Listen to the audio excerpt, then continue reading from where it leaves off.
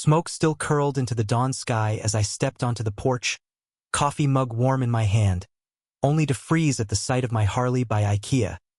Its charred remains smoldering in the driveway.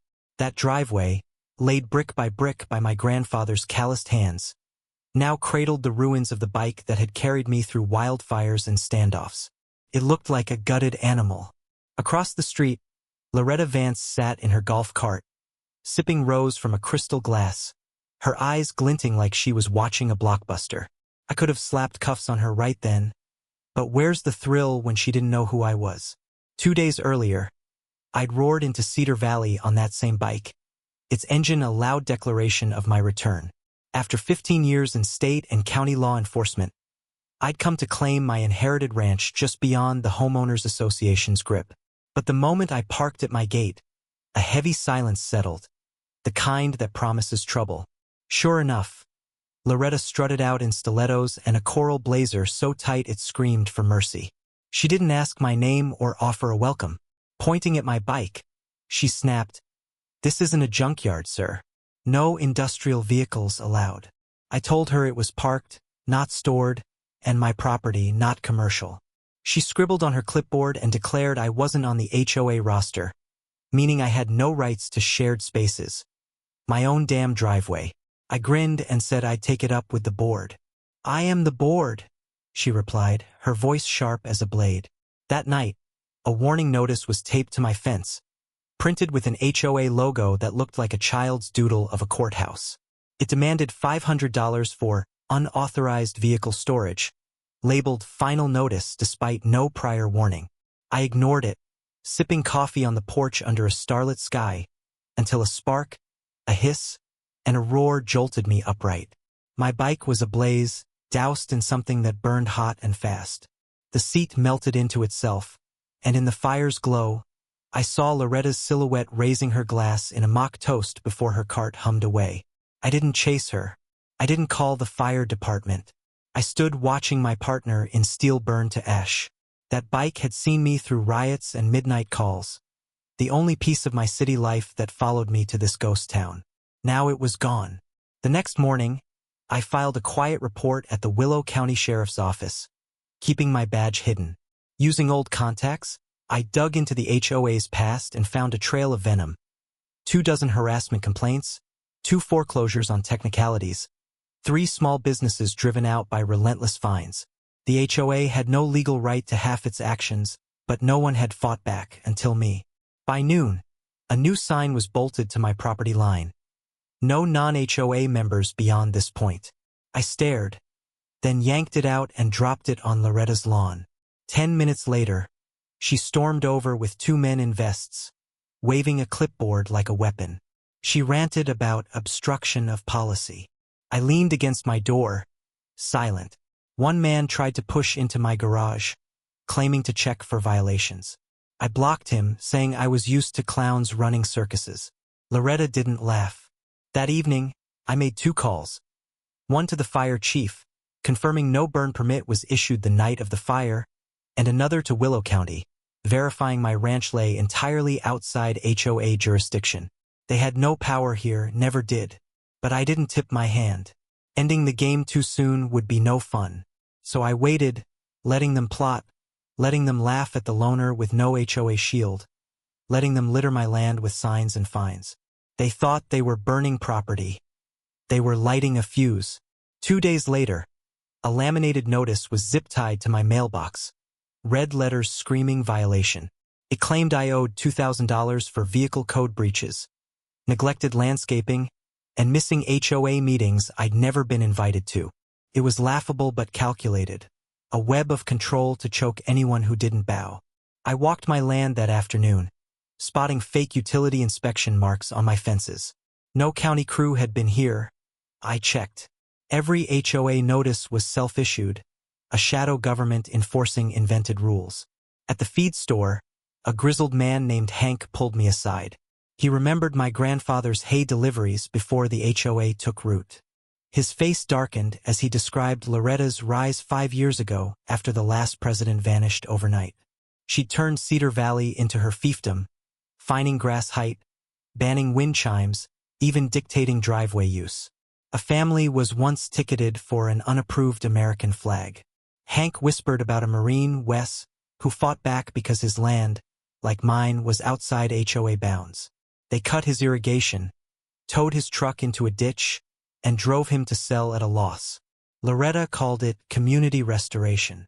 I thanked Hank and left, spotting Loretta's golf cart idling at the lot's edge, watching me like a hawk. When I got home, my water line was off, a note citing irrigation violations. I laughed, turned it back on, and dug into the HOA's charter. My ranch wasn't under their rule. Every fine was fraud. I drove to the Willow County Recorder's office, filed a complaint, and contacted the State Housing Authority with photos, screenshots, and neighbor testimonies. But I needed proof of intent. So I rigged trail cameras in hollow fence posts invisible to the untrained eye. That night, 2 figures crept onto my land.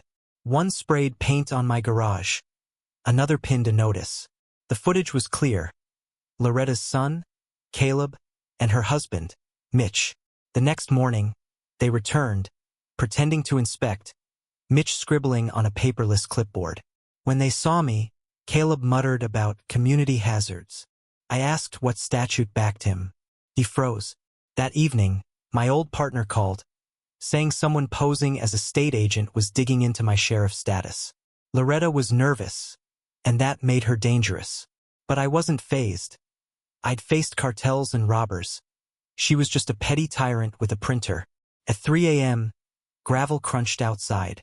2 flashlights danced near my fence. Mitch in his utility vest sprayed paint while another figure lurked. My cameras caught him clear as day. By morning, my garage read community violator in red. A property reclamation notice nailed to my barn. They wanted me to snap to give them an excuse, but I was building a case, not a tantrum. At the print shop, the owner, Maggie, recalled Loretta's secretive orders, including a cease and desist with a fake county seal. At the diner, the cook took me to Earl, a former treasurer whose home was seized over illegal fines. Earl shared how his car was towed and scrapped without warning, forcing him to surrender his house. He handed me the original HOA charter, proving only Oak Ridge properties were under its rule. My ranch wasn't.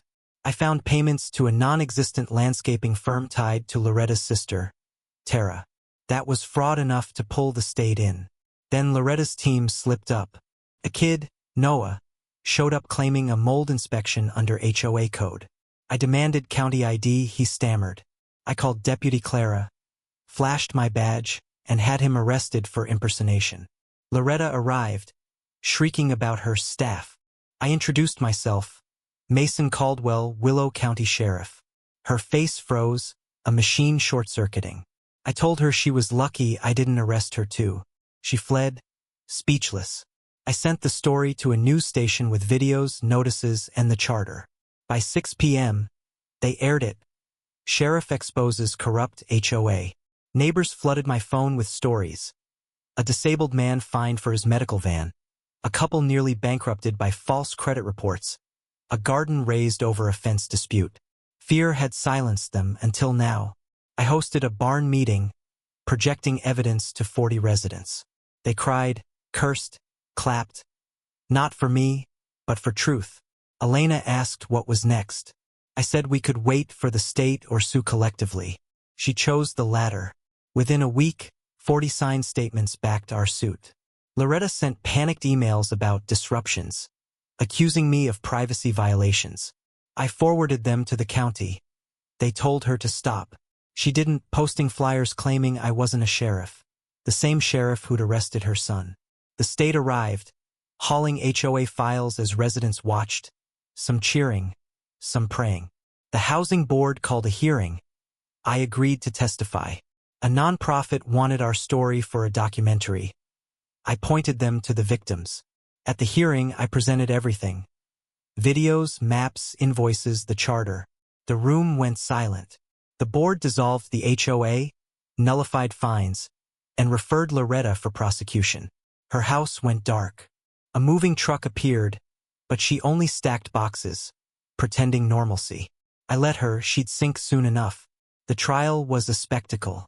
Residents packed the courtroom, their silence heavier than the oak benches.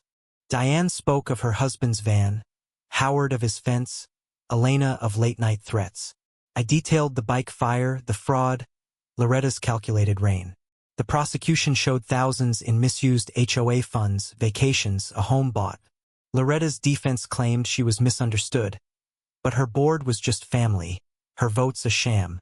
The judge sentenced her to 100 hours of community service, starting with scrubbing my garage, banned her from leadership and froze her accounts. She blinked at the order, her lawyer's protest ignored. Outside, cameras swarmed as she walked, head down, into oblivion. The next day, Loretta scraped paint off my garage under supervision, her empire reduced to rubber gloves. I didn't watch. I walked my land, noting repairs, passing neighbors planting flowers, waving freely. The HOA office became Cedar Valley Community Hall, a place for potlucks, not fines. Loretta vanished, her house empty, her golf cart sold. A letter arrived, unsigned but hers. I thought I was protecting the neighborhood. I didn't know how much I hurt people. Take care. I tucked it away, her guilt wasn't my burden. The town threw a party, banners reading, "Welcome home, Sheriff." I said it wasn't about me. They didn't care. An old man toasted. You stood when the fire started. I walked my land at night, scars healing. A new bike gleamed where the old one burned. A kid's sign read, "Ride forward always." Truth had rooted out fear. Loretta lit the first fire, but I controlled it, burning her lies until only justice stood. The wind carried rain. A storm was coming, but Cedar Valley was ready.